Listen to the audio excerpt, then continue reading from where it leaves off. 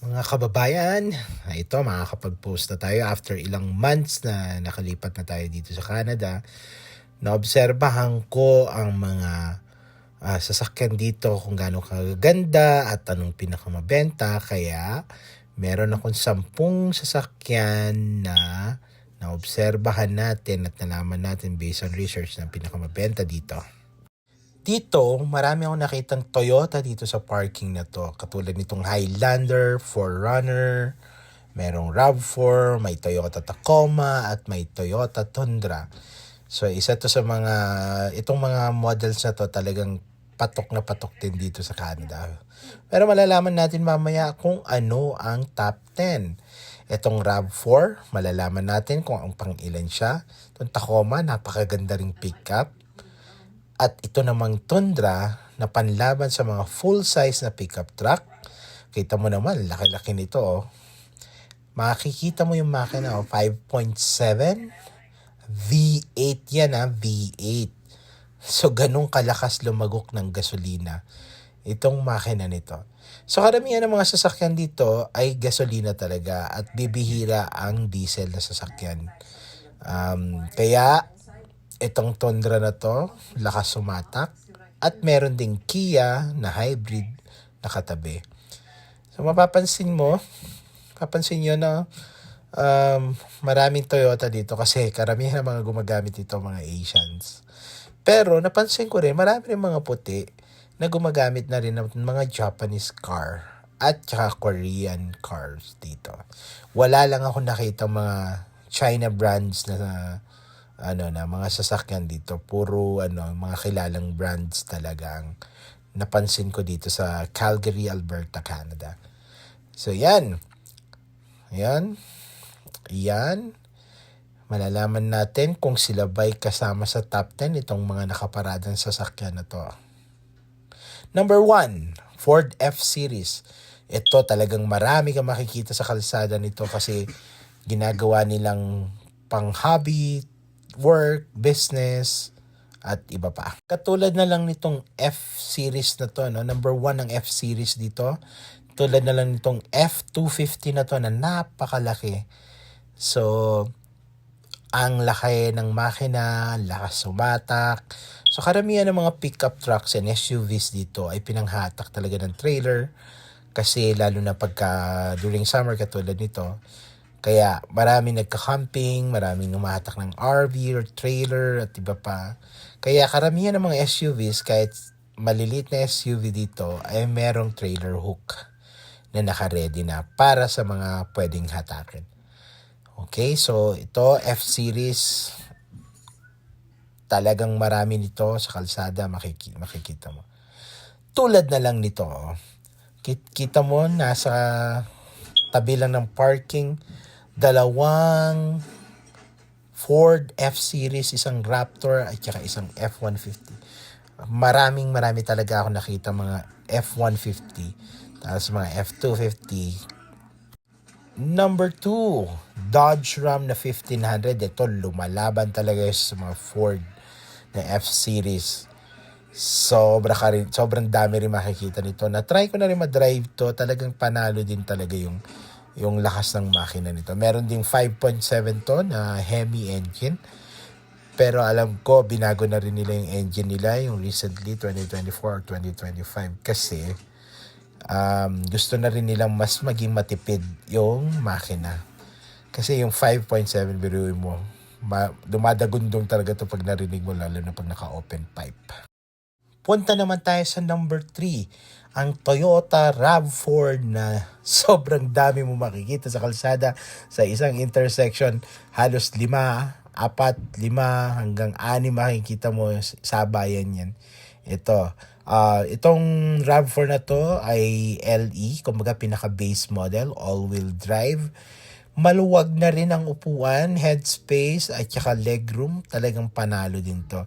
Naka-LCD na rin at saka meron na rin mga camera, backup camera and everything. So maganda to.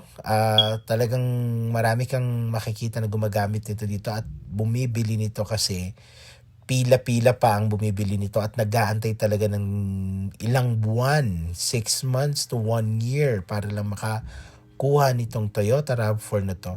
So karamihan, puti, Asian, at iba-iba pang lahi ang bumibili ng Toyota RAV4. Alam naman kasi natin ang Toyota talaga ay reliability din talaga yung niche nila o yung pinagmamalaki ng Toyota. Kaya kilalang-kilala talaga tong brand na to na Toyota. Lalo na tong RAV4 na to kasi napaka-nimble, ang daling mag-park, ang daling ilabas.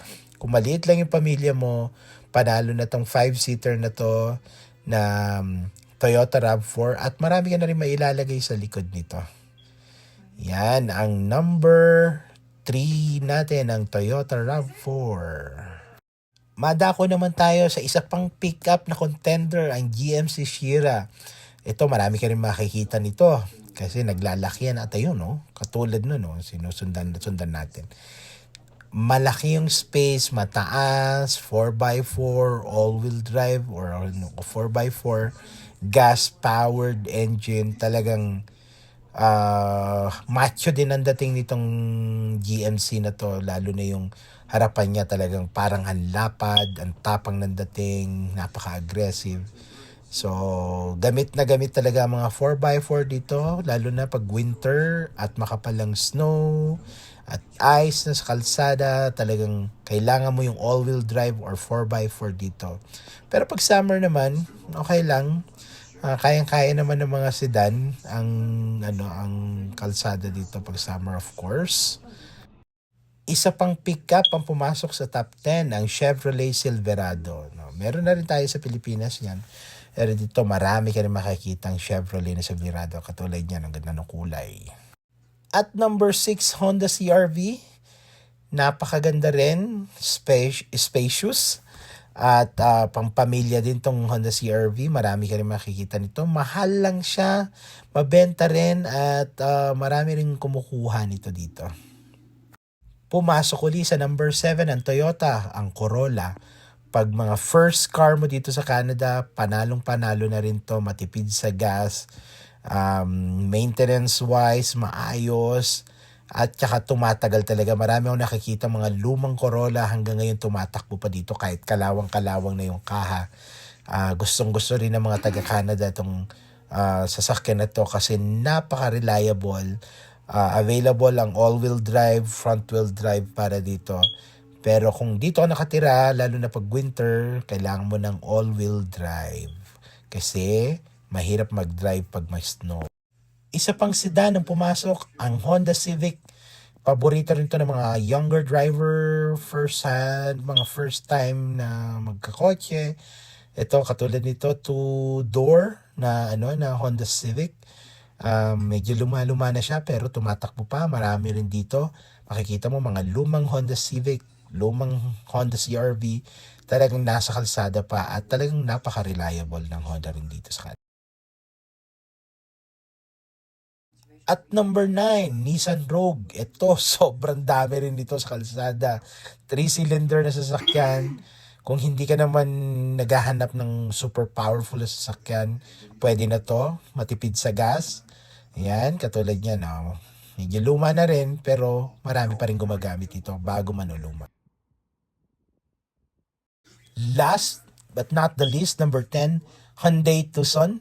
Marami rin dito. Actually, marami rin bumibili ng mga Hyundai dito sa Canada at gamit na gamit din. Tulad dito, ayan o, Hyundai Tucson na nasa kabila, ayun o, sa opposite lane natin. So, marami pang mga bago din na Hyundai Tucson na talagang nagugustuhan din ng mga taga rito kasi reliable din naman ito dito. So yun mga kababayan, yun ang top 10 natin na sasakyan na nakikita dito at based na rin sa research. Tulad nyo no, GMC Sierra, taas so, tapos may RAV4 din sa harapan natin. Ang dala natin ngayon ay Toyota RAV4 din. Maganda naman talaga yung RAV4. Actually, maganda lahat ng mga sasakyan na yun. Depende lang talaga sa preference mo. Ako gusto kong magkaroon pa rin ng pickup katulad sa Pilipinas. Ayan. So, mapapansin nyo din yung motor dito, walang kamote. O, tinan mo, hindi sumisingit kahit mainit ang araw. At summer na, bawal kasi ang lane filtering dito.